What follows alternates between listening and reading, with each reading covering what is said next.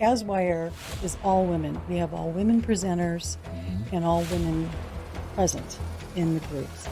And that gives women a more comfortable place to be, a more safe place to be. Whether you're a seasoned investor or a new investor just starting out, we can point you in the direction of where to go. And a little bit of a safety of having all women, yeah.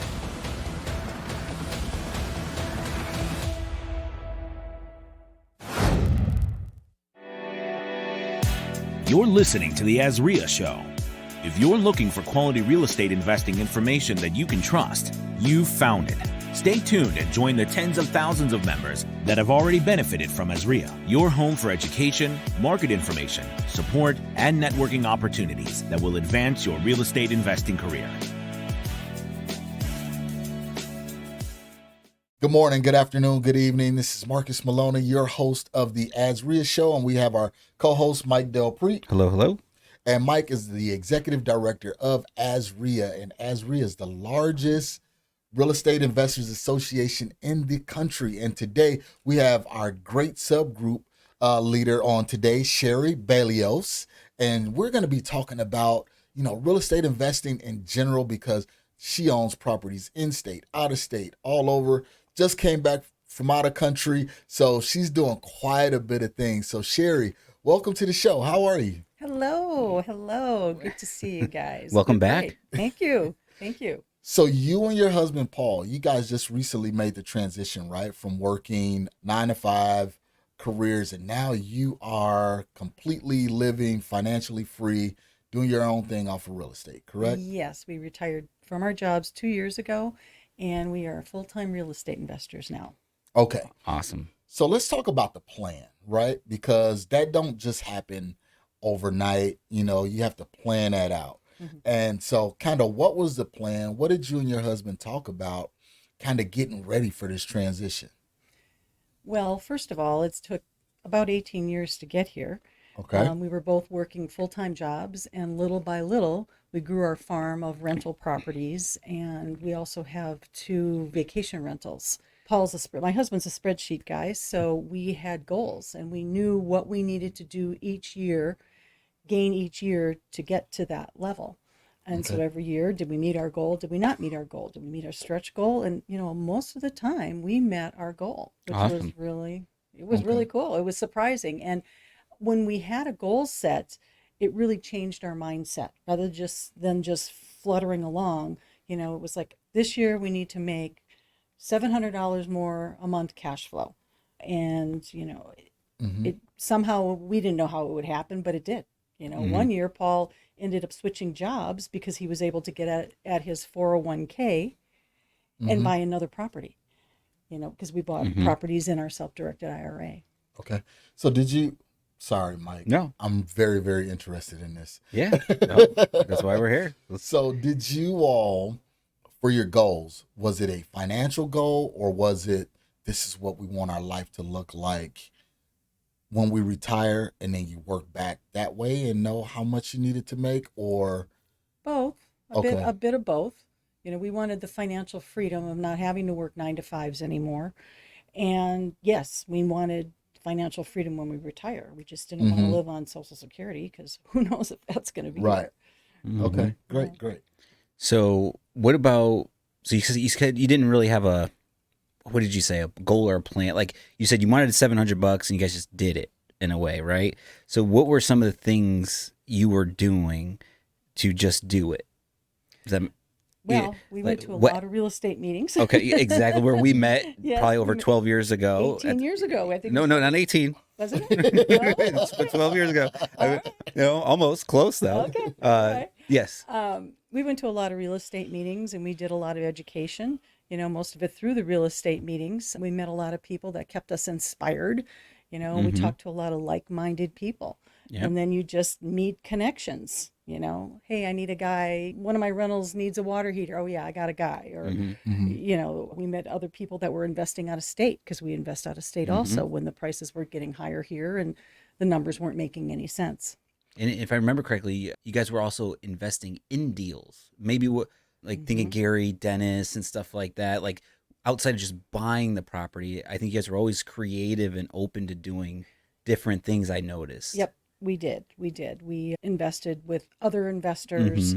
Currently, we're investing in other people's notes.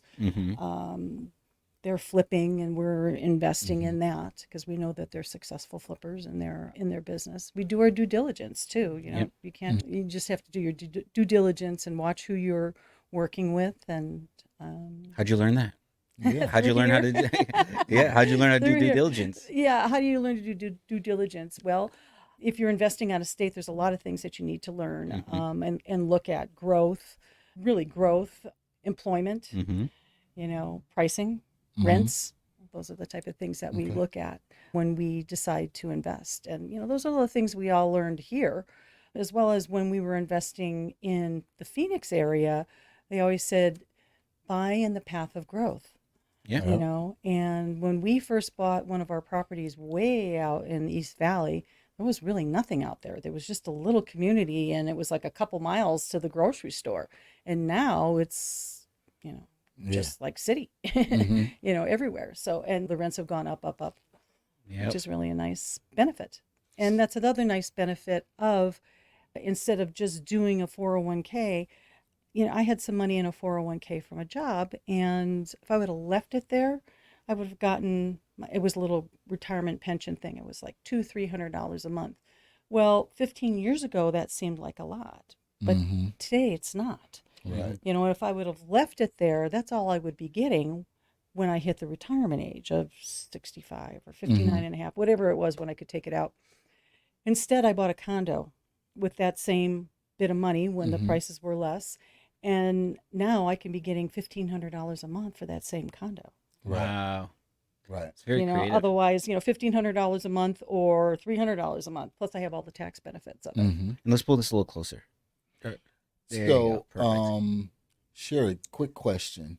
Did you guys ever get into fixing and flipping or anything like that? We did that during the last crash. Yes, we fixed and flipped a number of homes, and you know, that was fun. You know, it only lasts for so long, and then you have to constantly stay fluid in the real estate market. You really have to have your finger on the pulse all the time and figure out what's going on. Okay. You know, I mean, sometimes it's good for fix and flip, sometimes it's not.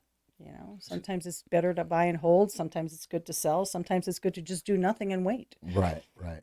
See, and that's and the reason why I was asking that is because I wanted to drive home that point. Exactly what you're saying is that with the market being so fluid, you have to have that pulse on the market. And you get that through AZREIA by knowing, okay, what time or where are we at in the cycle? What should I be doing? Just like when we went to the monthly meeting last week, it was like, just don't do any flips, you know, kind of, you know, buy and hold. And like you said, you guys had a plan and you just started working that plan, you and your husband. And that's great. And it changes. And then you guys, sounds like you guys are always, you were resourceful. Like you adapted to change and you were open to other creative ways. Right. That's, you have to be that way or you're not going to last, or you'll stop and wait till whenever you think is right. So cool. Real estate changes, and as All the well time. as your life changes. When you're younger, you're willing to go out and run out there and do some of the repairs yourself, and you know, you're working full time and taking care of kids and you have the energy for it. And then, you know, as years go on, you may not want to do that. You know, we've been doing it almost 20 years now, and fixing a toilet on a Saturday afternoon isn't as appealing as it was 20 years ago. Exactly. You know, so we don't manage our own. Most of our properties are under property management now, and we're wanting to simplify things. Do you think that someone new should be a property manager, their own property manager first to kind of get the hang of things, or should they go straight to management? Yeah, I think they should be. You learn a lot of things being your own property manager. And when you do have property managers, when you transition over to that, when you have enough properties to do that, you really have to manage the property managers. I mean, we do our own inspections on our properties here in the Phoenix area. We need to see what's going on with our investments. They don't like it very much, but we're paying them, and these are our investments. You know, we do things that the property management companies don't do, you know, but they're our investments. So, I mean, in the long run, we're saving ourselves money. You know, we go in, we make sure that the air filters are changed. We go in and we twist the valves underneath every one of the sinks and make sure there's no leaks under every one of the sinks. You know, after storms, we sometimes go through, because we get big storms here in Phoenix, and check the roofs, make sure there's no leaks. We do just a swing by on all of them. When we're in the area, we swing by the properties and we make sure that the weeds are down. Cool. So you're checking on you're still paying attention to the property manager. Right. It's important because I think, especially like if you're new to it, you're hiring someone. I like how like you're cutting the check. It's your house. It's your responsibility at the end of the day. Right. And you want to do certain things. You can't let someone influence you and say, "Oh, we don't need to do that," or you know, because you said that they don't do it, right? Right. So, They don't do it. Yeah. Right. Unless, Cool. you know, unless you do it. And we've switched property management companies a number of times in different areas, in different states. And one of the things I look for is when I'm switching property management companies, are you willing to meet with me every week for an hour a week? So I can see what's going on with each and every one of my properties until I know that they have it down. Then you kind of start backing. You know, then I back off. Got it. You know, which I've done with. We just recently changed property management company for our properties in Indiana, and that's what we did. Cool. You know, I made sure that everything was in order, and now I'm backing off a little bit. Nice. Okay. Yeah. So when finding or hiring a new property manager, like you said, you got the process of we meet once a week for an hour a week. What else should someone look for when they're looking for a property manager? I think it's longevity, and then I also get their references, and I start calling them and make sure that these people are real and find out from other investors, how has your experience been with this particular management company. Love it. So property management, out-of-state investing. What do you guys have going on local? We have a couple of Airbnbs that we're working, and we do have 2 properties left that we manage ourselves, and the rest of them are on property management. Cool. What are some creative ways you guys funded deals over the years? Because you talked about 401k at one point. So from start to as you guys grew into the career, what are some ways you funded deals? Like banks, raising money? We've used banks. We've also partnered with other people. They brought in the down payment, and we got the loan. Okay. And then we get a certain percentage of a property. Yeah. Okay. You know, There you go. right? use the And if you paper- use somebody's for self-directed IRA, they don't need the tax write-off. They can't get the tax benefits of it, so we get the tax benefits on that. So that's a nice. So I know you That's have a all nice this benefit. up here. Yeah. You know, Yeah. so it's like, Yeah. so there's a lot of ways to do deals outside of just going to the bank. And some people think, hey, I want to get a rental. Oh, my credit's not good enough, or whatever it may be. So I just want to like show how creative we can get. Right. And sometimes if we had to buy something quick, sometimes we bought with hard money. Okay. And knew that we were going to refinance, like when the interest rates were real low a couple years ago. You know, it was, and the market was hot, and we needed to pick something up quickly because we didn't want it to go away. So we picked it up with hard money, and then, you know, refinanced it Yep. in a month or two. There you go. Love it. 401ks, hard money, joint ventures, banks. Love it. Whatever you So have to do. there's numerous ways to finance a deal. Don't let one avenue stop you from getting into a transaction, because and as real estate investors, that's our foray, is to find a problem and come up with a solution. So money may be one problem for you that's listening. You have to take what Sherri said and find other avenues, partner with people in order to make things work, make deals work. And that's the importance of coming to like AZREIA, is because you have people in the audience like Sherri or others that say, you know what, I'm not going to do this deal. I'm not going to swing the hammer, but you're a fix and flipper. You know, you do the work, we finance the transaction, and we joint venture on that deal. So that's definitely a plus. And what you're saying is very, very true, Sherri. And specifically, like, you know, you can get the information all over the place, but we're talking about networking and meeting people. There's a special group you can go to to learn specifically from Sherri, which not recently, man. How long has it been? Almost a year? Been over a year. Over a year. year. Time flies. Yeah. So Sherri is the subgroup leader for WIRE, Women in Real Estate Investing, here at AZREIA. So tell us about that. So if you're in Phoenix, you can come here personally and learn from Sherri and meet other like-minded people. So what do you guys do at the women's subgroup? Well, you know what? I'm not to cut you off, Sherri. Let me jump in real quick. Why is it important to have a women's subgroup? Because people don't understand some of the challenges that women face in real estate, as it being a quasi male dominated industry. What are some of the challenges that women face that you guys? Quasi, I'm like, I gotta look this up, man. What are some of the challenges that women face that you have faced, to give them some comfort and ease to be a real estate investor? Well, first of all, AZWIRE is all women. We have all women presenters and all women present in the groups. And that gives women a more comfortable place to be, a more safe place to be. Whether you're a seasoned investor or a new investor just starting out, we can point you in the direction of where to go.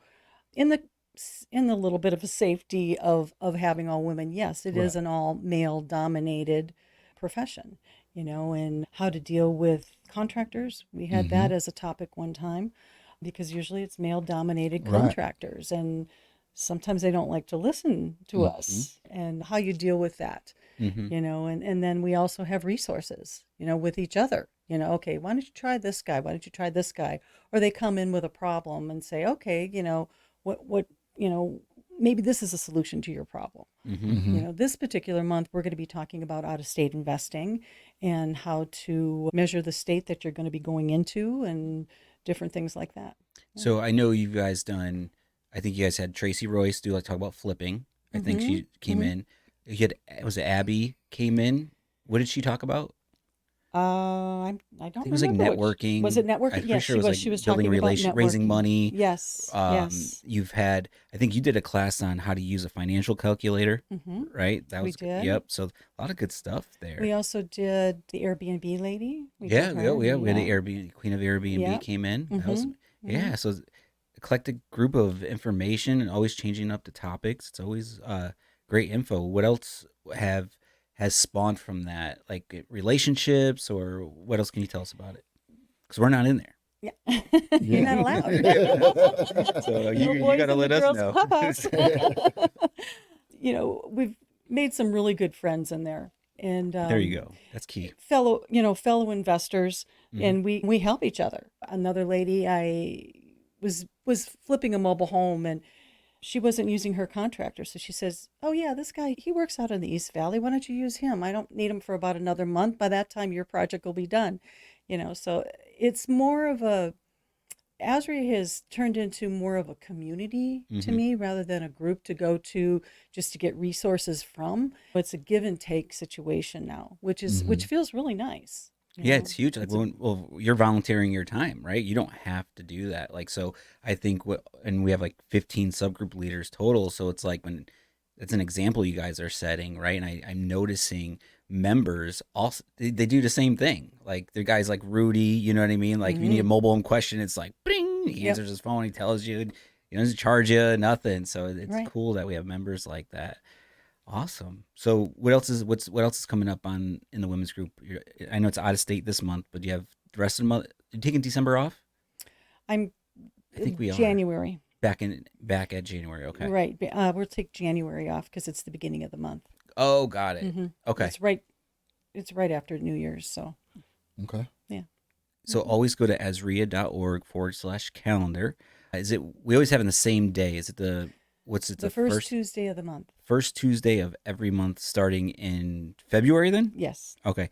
And December. You're doing December. We're doing December Cool. next week. Let's make sure. Next all right. week. Yes. So everyone watching the replay, they're gonna be confused. 2023.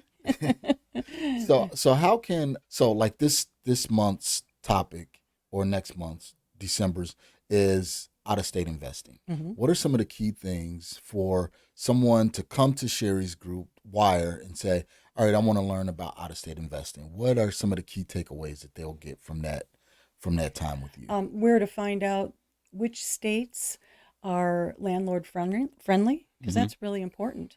It is. I mean, if you have a state that's going to take you 6 months to evict someone, then you're 6 months without any rent. If you have mortgages on those properties, that really hurts. Yeah, it really does. So you want to find a state that's landlord friendly. Arizona is. Very much Yeah. so far. or for now. For now. And let's go out there and vote. Yeah, vote. Yes.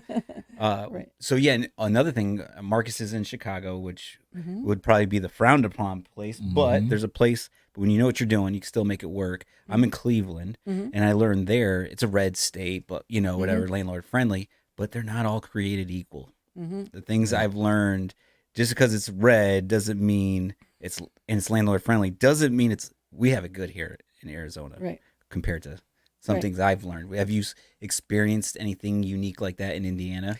Yeah, we've bought state properties in 4 different states: New Mexico, Indiana, Ohio, here, and down in Tucson. And every place has a different vibe, or whatever you want Yeah. to call it. Different rules, different landlord friendly things, different rules for the realtors, different rules for closing, different title agencies. For instance, in Ohio, the seller no, the buyer, excuse me, the buyer picks the title agency. Is that right? Or the buyer? Yep. Seller. Yeah. It's the Buyer. buyer that picks the title agency, not the seller. It's just different, in every different state, So- and the pricing is different too in every state. Arizona's pretty inexpensive when it comes to closings, but in other states it's a Yeah. lot more. You touch on a lot. So that goes back to due diligence, Right. right? Like understanding the rules, the regulations. And Marcus, he closes with an attorney. There's no title companies, right? Right. So Yep. there's little things like that Right. that add up. Right.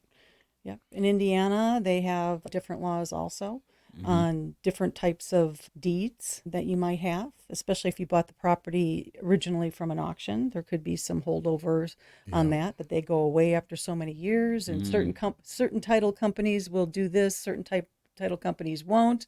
So you really have to, again, have your finger on the pulse, get into those RIAs there and find out from the true. people what's going on, from other investors. Yeah, go to the nationalria.org, search for a licensed RIA in your city, and just go there and get the rule, find out how it works. Another thing I learned in Cleveland was, okay, it's cheap, let's go, more cash flow.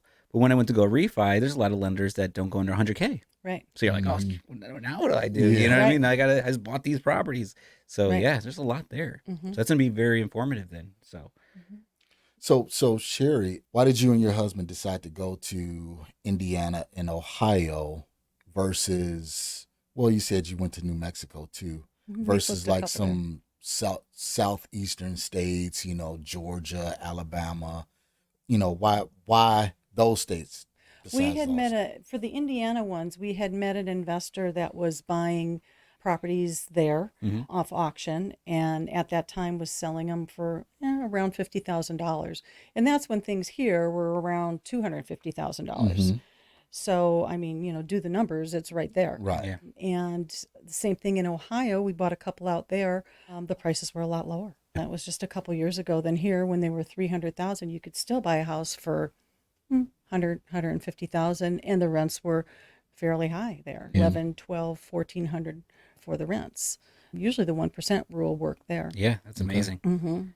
So it's back to doing your due diligence and knowing the market, and that's the reason why you should attend the WIRE group. That way you can lean on that expertise from Sherri that has done deals in 4 different states, 5 different states, and you can ask those questions not only from Sherri but from other guests and members that attend that group. So so first of all, no men allowed. Okay, it's only women.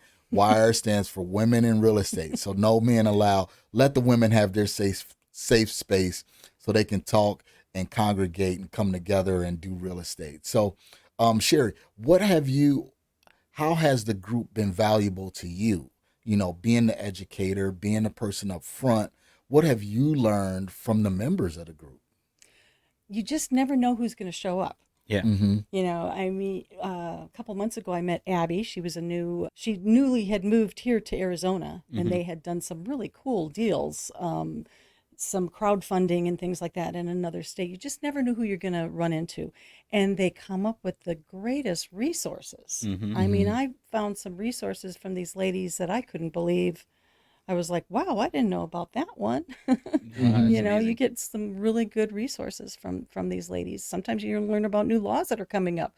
It's it's, again, having your finger on the pulse. I can't be everywhere all at once. And you just learn different things from everyone. Learning. Yeah. There's the power of networking. And we were talking with Brian today, talking to people, and yeah, it's amazing. So different experiences. You know, there's another lady that I've gotten close to, and she had experience in the auction business and in construction.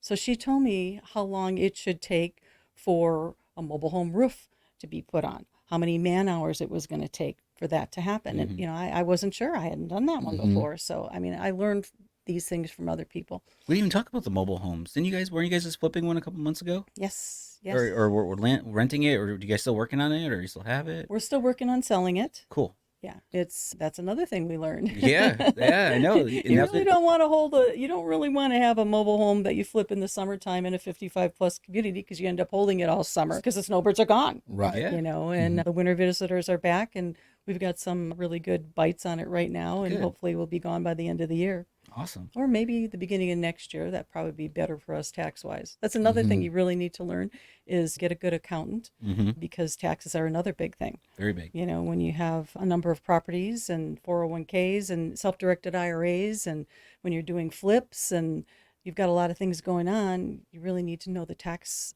consequences of what you're doing.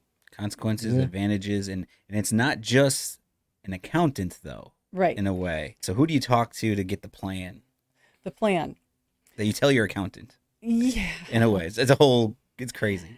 Yeah. You know, again, network. Yeah, exactly. You know, and unfortunately, some of the things we learned by trial and error. Yeah. You know, I mean, you get stuck with a big tax bill one year, you're like, oh, we're never going to do that one again. Yeah. And then you tell your friends, okay, you're thinking about doing this, you might want to consider your tax consequences on that one, because this is what happened to us. You know, so it's important to come to AZWIRE, come to the networking group, get those experiences, learn from people that already been through it and done it and made the mistakes. First Tuesday of the month, right? AZREIA.org/calendar. Come check out Sherri. Sounds good, Mike. Oh, I did Marcus this thing. So anything parting and ending up, anything you want to, how do we get a hold of you? How do we hang out with you guys besides the group? Come on down to AZWIRE. Yep. I'm happy to have lunch or coffee with any of the ladies that would like to afterwards. And we can network, and I can steer you in the right direction. Or if I don't know, I'll send you to someone else who might. Yeah, there you go. Love it. So, ladies, there you go. An open invitation to come to AZWIRE and to spend time with Sherri and really learn from an experienced investor that has been doing this for nearly 20 years, have experienced multiple states, multiple transactions, multiple different types of transactions. So come on down, AZWIRE, go to AZREIA.org. That's AZREIA.org/calendar. Find all of the events that we host for the month. Thank you so much. And then also feel free to give me and Mike a 5-star review. Let everyone know how we're doing so we can bring on a guest that you really want to hear from, and let us know what topics you want to hear about. So you can follow us on our YouTube page, Instagram, Facebook, Twitter, LinkedIn, YouTube, and our podcast. So thank you so much for being loyal listeners. And if you want to be a member of AZREIA, just go to AZREIA.org. Awesome. Thank you. Thank you. Thanks for listening to the AZREIA Show with your hosts, Marcus Maloney and Mike Prete. We hope you enjoyed this episode. If you found this information valuable, head over to AZREIA.org and learn more about our community.